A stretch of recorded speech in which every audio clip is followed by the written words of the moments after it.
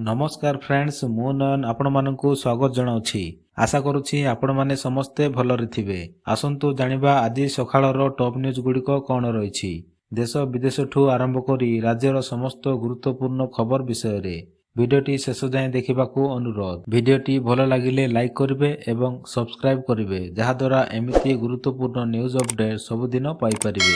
तेबे आसंतु नजर पकाइबा आजिर top news गुडिक उपरे। आजिर प्रथम खबर हेला लद्दाखर राजधानी लेहर कारकिरे एक सेनागाड़ी दुर्घटनाग्रस्त होइछि। एथिरे 9 जन जवान मृत्युवरण करिथिबा कुहा जाउछि। मिलिथिबा सूचना अनुसार लेह निकटस्थ केरी गाँ रे सेनागाड़ीटी जाउथुवा बेले एक खालकू खसी पड़िथिला। एही गाड़ी दुर्घटना रे 9 जन जवान शहीद होइथिले। सेहीपरि जणे युवक आहत होइथिबा जणा पड़िछि। ट्रक रे 9 जन देशीय और 7 जन जवान थिले। गोटे एसयूवी ट्रक और एम्बुलेंस समेत 3टी गाड़ी रे मोट 34 जन जवान को नहीं गठित एक रेकी पार्टी जाउथुवा बेले एही दुर्घटना घटिथिला। एही सेना दल कारू सेना छाउणी केरी को जाउथिला। घटनास्थल रे सेनार वरिष्ठ अधिकारी और सेनार उद्धारकारी दल पहुंची छंती। सेना पक्षरु घटनार तदंत निर्देश दिया जाइछि। परवर्ती खबर हेला विद्युत वितरण कंपनी ओपीटीसीएल रे 442 जन को नियुक्ति मिलिला।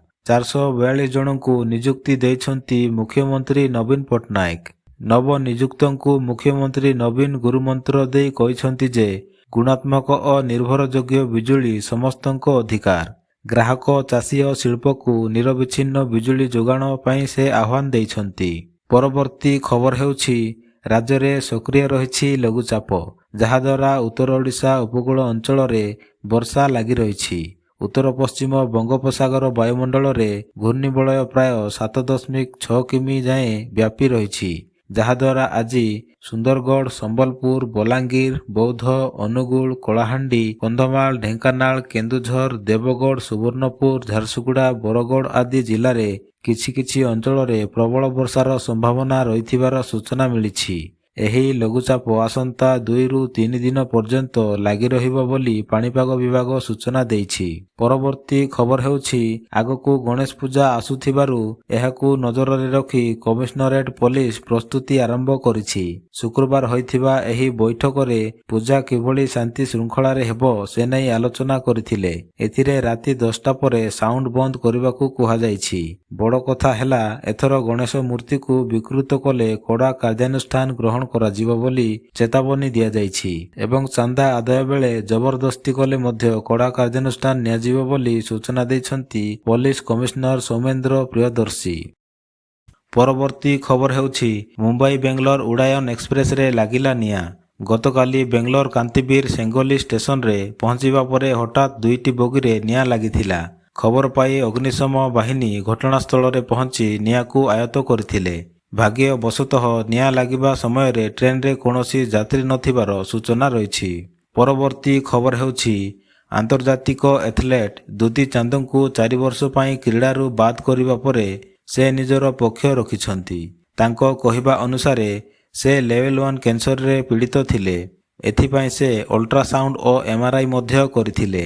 डाक्तरंको परामर्श क्रमे से औषध सेवन करुथिले किंतु सही औषध रे निषिद्ध सामग्री रहिथिबा जणा नथिला बोली डोप टेस्ट रे विफल हेबा परे एथलेट दुती चांद कहिछंती।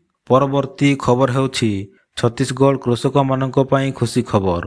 पूर्वतन प्रधानमंत्री स्वर्गत राजीव गांधी को जन्म वार्षिक रे राजीव गांधी किसान न्याय योजनार द्वितीय किस्ती 1894 कोटी 93 लक्ष आज जारी करा जिवो। मुख्यमंत्री भूपेश बघेल महासमुंडरे 24,52,592 चाषी को ऑनलाइन माध्यम रे एही राशि प्रदान करिवार सूचना रही। परवर्ती खबर हेउछि योगी आदित्यनाथଙ୍କ सह जेलर फिल्म देखिबे सुपरस्टार रजनीकांत।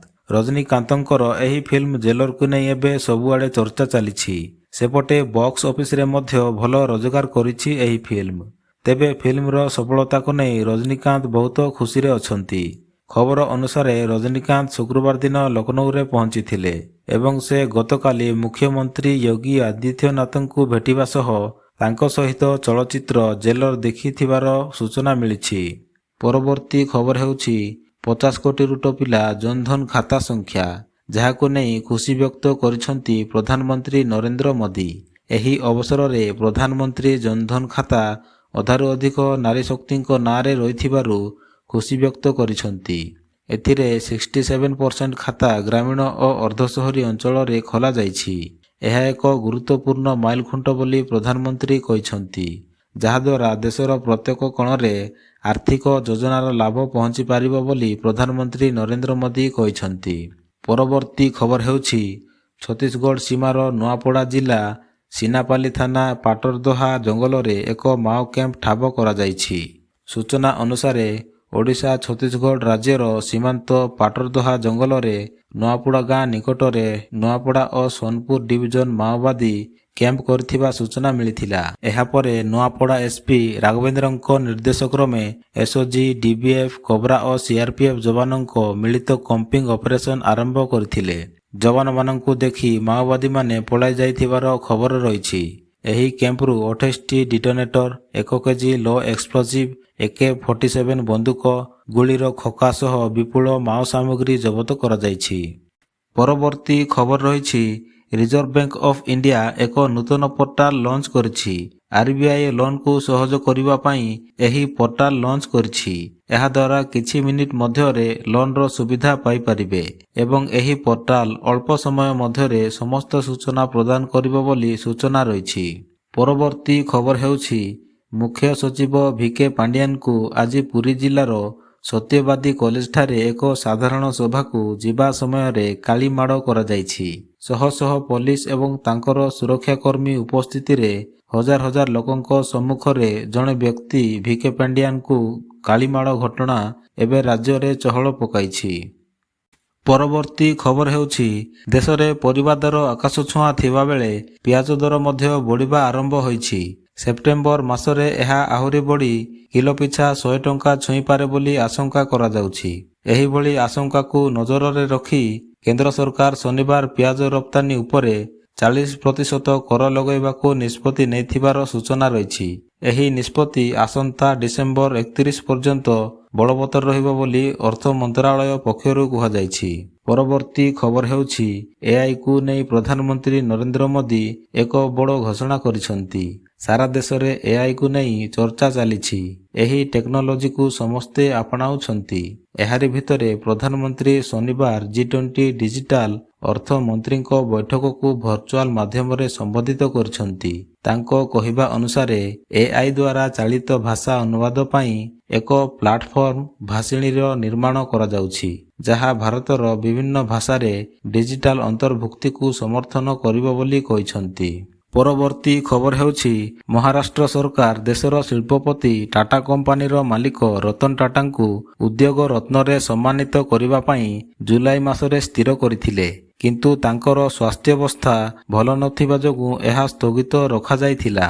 ଶନିବାର ମହାରାଷ୍ଟ୍ର ମୁଖ୍ୟମନ୍ତ୍ରୀ ଏକନାଥ ସିନ୍ଧେ, ଡେପୁଟି CM ଦେବେନ୍ଦ୍ର ଫଡନାଭିସ୍ ଏବଂ ଅଜିତ ପାୱାର ରତନ ଟାଟାଙ୍କ ଘରେ ଯାଇ ତାଙ୍କୁ ଉଦ୍ୟୋଗ ରତ୍ନରେ ସମ୍ମାନିତ କରିଛନ୍ତି।